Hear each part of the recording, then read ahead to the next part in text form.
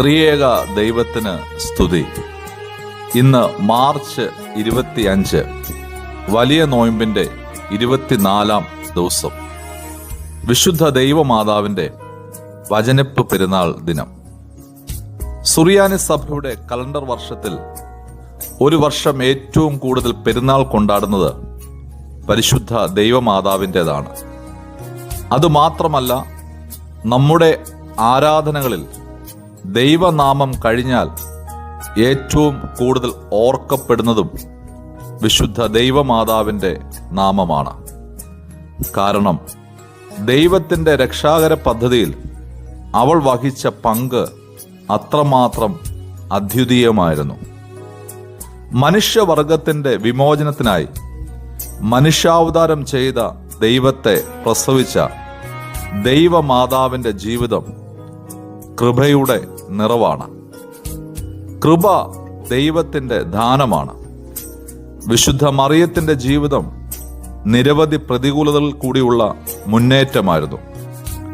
തീവ്രമായ വേദനകളുടെയും പ്രതിസന്ധികളുടെയും മുൾമുനയിൽ ദൈവകൃപയുടെ നിറവ് മറിയാമിനെ ശക്തയാക്കുന്നു.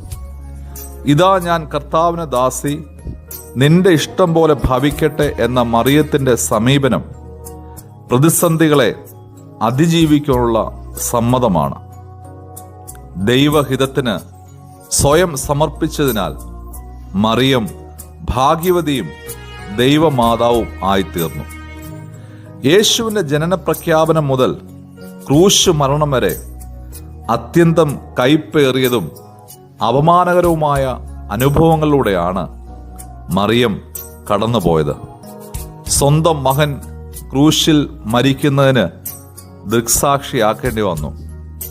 എന്നിട്ടും മറിയത്തെ ഭാഗ്യവതി എന്ന് വിളിക്കുന്നു. എന്തുകൊണ്ടാണ്? ലഭിച്ച താലന്തുകളും വേദനകളും വിനയപൂർവ്വം വഹിക്കുവാനുള്ള സമർപ്പണമാണ് ദൈവമാതാവിനെ ഭാഗ്യവതിയാക്കി തീർക്കുന്നത്. എന്നാൽ ഇന്നത്തെ തലമുറയ്ക്ക് കുരിശും മുൾക്കിരീടവും, അതായത് സഹനം, സഹിഷ്ണുത എന്നിവ ഗ്രഹിക്കുവാൻ ഏറെ പ്രയാസമായിരിക്കും. അല്ലലും അലച്ചിലുമില്ലാത്ത, ദുഃഖങ്ങളും വേദനകളുമില്ലാത്ത, പ്രയാസങ്ങളും പ്രതിസന്ധികളുമില്ലാത്ത ജീവിതമാണ് ഏവരും ഇന്ന് ആഗ്രഹിക്കുന്നത്. ജോൺ ബെനിയന്റെ പ്രശസ്തമായ കവിതാശകലം ശ്രദ്ധേയമാണ്. Dark clouds bring rain.